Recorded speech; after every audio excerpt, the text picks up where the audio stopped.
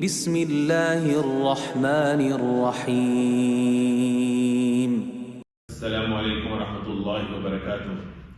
الحمد لله وكفى وسلام على عباده الذين اصطفى. أما بعد، يقول الله تبارك وتعالى في كلامه المجيد بعد أعوذ بالله من الشيطان الرجيم. الحمد لله الذي أنزل على عبده الكتاب ولم يجعل له عوجا. صدق الله العظيم. رب اشرح لي صدري ويسر لي أمري واحلل عقدة من لساني يفقهوا قولي. My dear respected brothers and sisters in Islam, there's a hadith of Nabi sallallahu alayhi wa sallam, man hafiza ashara ayat min awwali surat al-Kahf usima min fitnat al-Dajjal, that the person who memorizes, recites the first 10 verses of Surah Al-Kahf, he will be protected from the fitna, the test and trial of Dajjal. Now, there are 114 surahs in the Quran, as we know.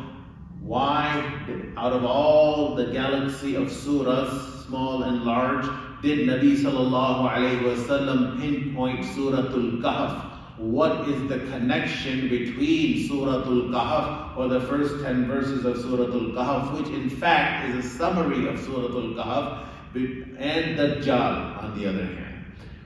Now, this has baffled and amazed, fascinated scholars, both past and present.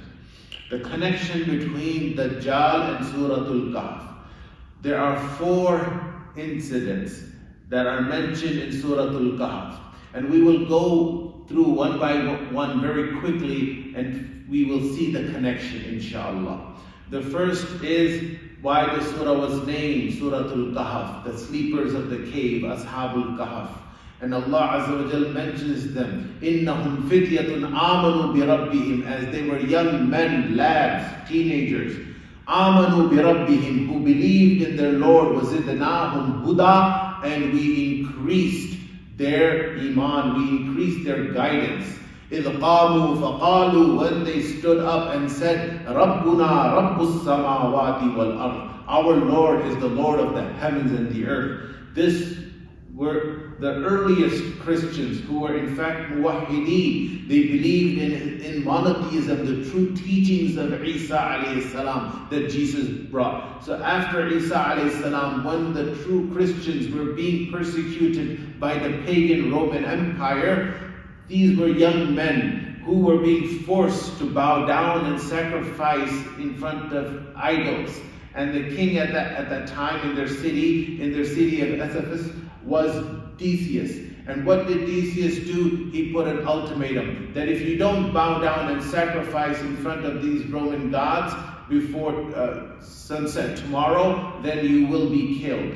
They left the city, each one on their own, thinking what to do. And they, as we say, birds of a feather flock together. They came together and they decided to take refuge in a cave. And what happened? Quran says, فَضَرَبْنَا عَلَىٰ آذَانِهِمْ فِي الْكَهْفِ عَدَدًا. We put them to sleep for a number of years. And that number of years, couple 100 years, Allah knows best. When they woke up, by that time the whole Roman Empire had accepted Christianity. And when they woke up and went back to their very own city, which was almost unrecognizable to them, the people, the crosses that were hanging, and they believed that they had only slept a day or two. And they said to one another, وَلَا يُشْعِرَنَّ بِكُمْ أَحَدًا إِنَّهُمْ إِن يَظْهَرُوكُمْ. Be very discreet. If any one of the people of the town finds out, then إِنَّهُمْ إِن يَظْهَرُوا عَلَيْكُمْ يَرْجُمُوكُمْ, they will stone you, or يُعِيدُوكُمْ فِي مِلَّتِهِمْ, or they will force you to turn back to their religion of idolatry. And if they force us to turn to the religion of idolatry, paganism, وَلَن تُفْلِحُوا إِذًا أَبَدًا, then we will never be successful. Imagine their urge to protect their iman and the sacrifice that these youth, and they were from affluent families, the sacrifice that they were ready to give for the sake of iman. And Allah Azza wa Jal brought them back after 300 years, back to life, as you would say. وَكَذَلِكَ أَعْثَرْنَا عَلَيْهِمْ. Quran says, why did we do this? لِيَعْلَمُوا أَنَّ وَعْدَ اللَّهِ حَقٌّ. So people would know that Allah's promise is true. وَأَنَّ السَّاعَةَ آتِيَةٌ لَا رَيْبَ فِيهَا. And the hour is coming, the day of reckoning is coming, the day of judgment is coming. لَا رَيْبَ فِيهَا.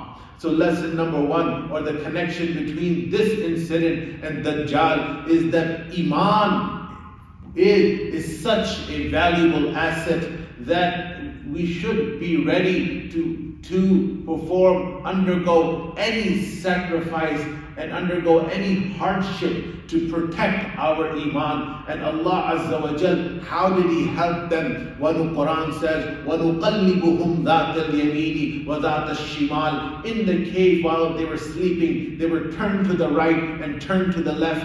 Why? In a hospital, when a patient is on his bed and he's unable to move, a few nurses, because one nurse can't do it, a few nurses will come, and on the count of 3, 1, 2, 3, they will turn him to the right.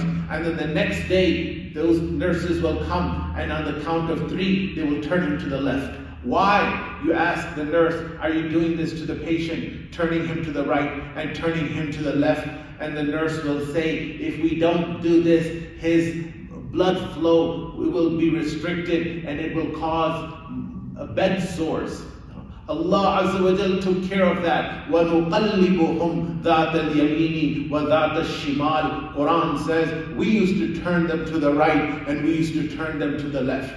This is Allah Azza wa Jal performing or taking the good responsibility to take care of these youth who went out on the limb to protect their Iman. And أَنَّ السَّاعَةَ حَقٌّ. That the hour is coming. The hereafter is more important. This life is temporary. Moving on, the second is the incident of the person with the 2 gardens, Ashabul Jannah. Quran says, وَضَرِبْ لَهُمْ مَثَلَ الرَّجُلَيْنِ. Give the example of the person who had not 1 but 2 gardens. وَفَجَّرْنَا خِلَالَهُمَا نَهَرًا. And we made between his 2 gardens a gushing river that was flowing and supplying water to both these gardens. And these gardens were full of vegetation and fruits. And what happened? He became haughty, and when he was told, وَدَخَلَ جَنَّتَهُ وَهُوَ ظَالِمٌ لِنَفْسِهِ. He entered his Jannah, he entered his garden, وَهُوَ ظَالِمٌ. And he was oppressing himself. He said, مَا أَظُنُّ أَن تَبِيدَ هَذِهِ أَبَدًا. I do not think that this garden will ever perish. I will have this forever. And I don't believe the hereafter is coming. وَلَئِن رُجِعْتُ إِلَىٰ رَبِّي. And if I was returned to my Lord, لَأَجِدَنَّ خَيْرًا مِنْهَا مُنْقَلَبًا. I will find a better reward over there. This was the height of his haughtiness, of his stubbornness. And his friend, his companion said, وَقَالَ لَهُ صَاحِبُهُ. His sahib, his companion said that why don't you say إِذْ دَخَلْتَ جَنَّتَكَ قُلْتَ مَا شَاءَ اللَّهُ وَلَوْلَا إِذْ دَخَلْتَ جَنَّتَكَ. When you enter your garden, why don't you say مَا شَاءَ اللَّهُ? Why don't you give credit where credit is due? لَا قُوَّةَ إِلَّا بِاللَّهِ. All power is in the hands of Allah.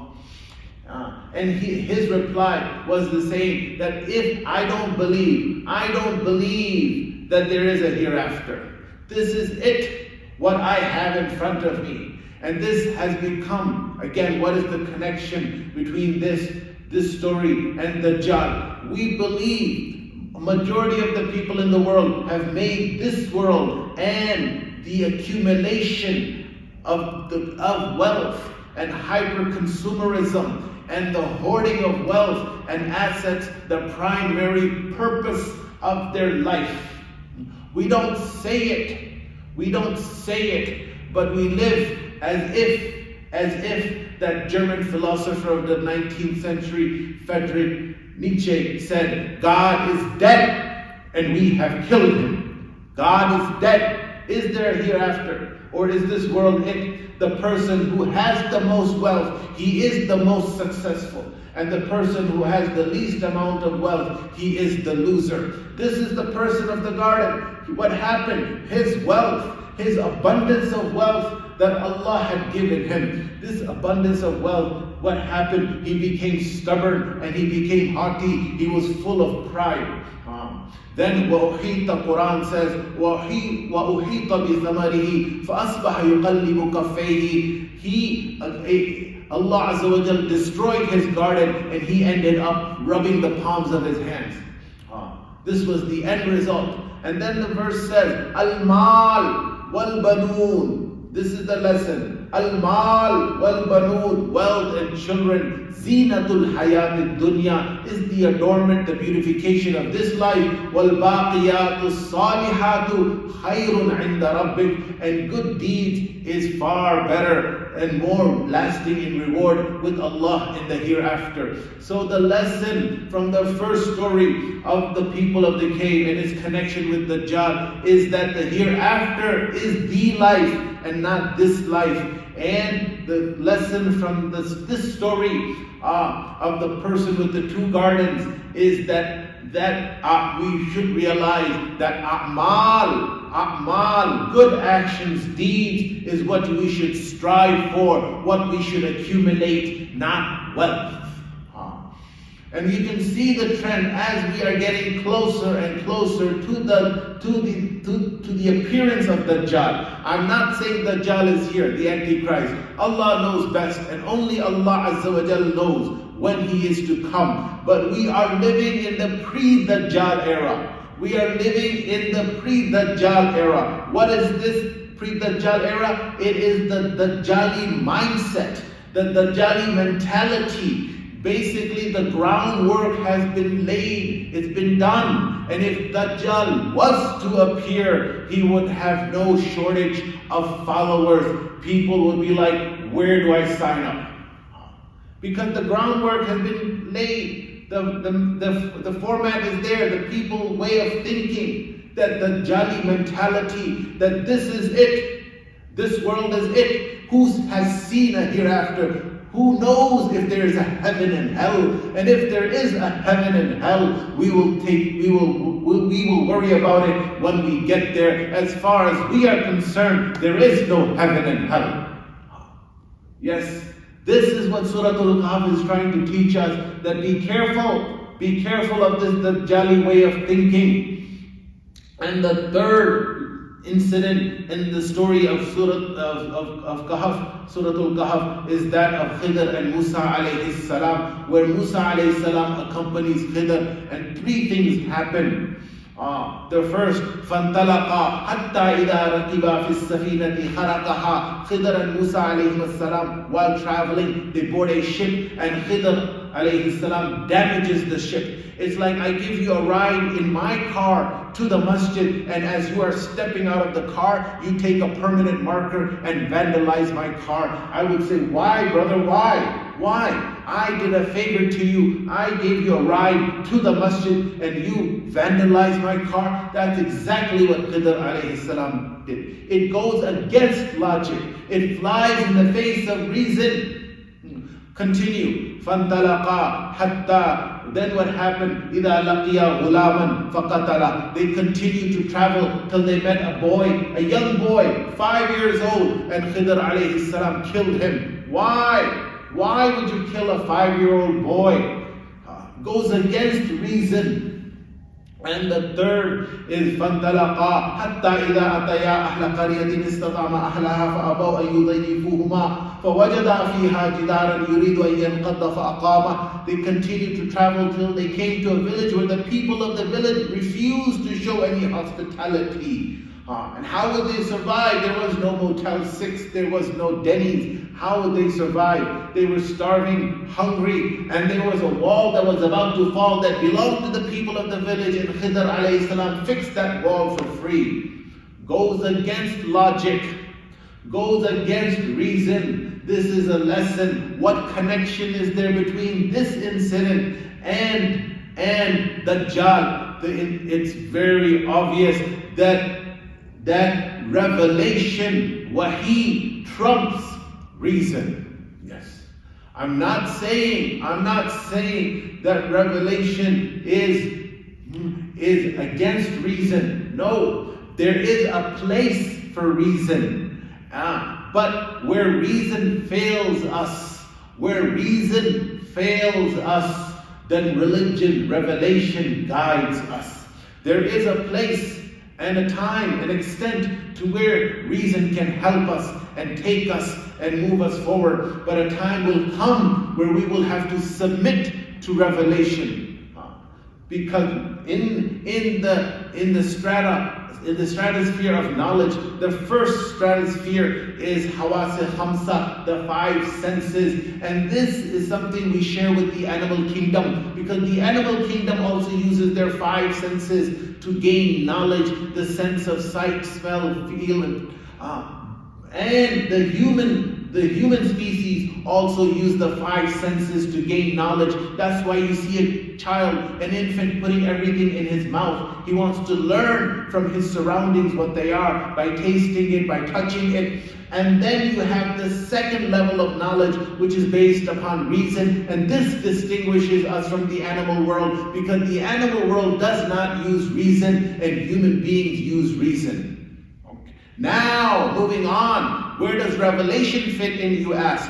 Well, what distinguishes us between believers and disbelievers? Believers, apart from using 𝘾𝙊𝙉𝙒𝘾𝙏, the five senses, and reason, the intelligence that Allah has given us, believers also use revelation as a source of knowledge. Yes.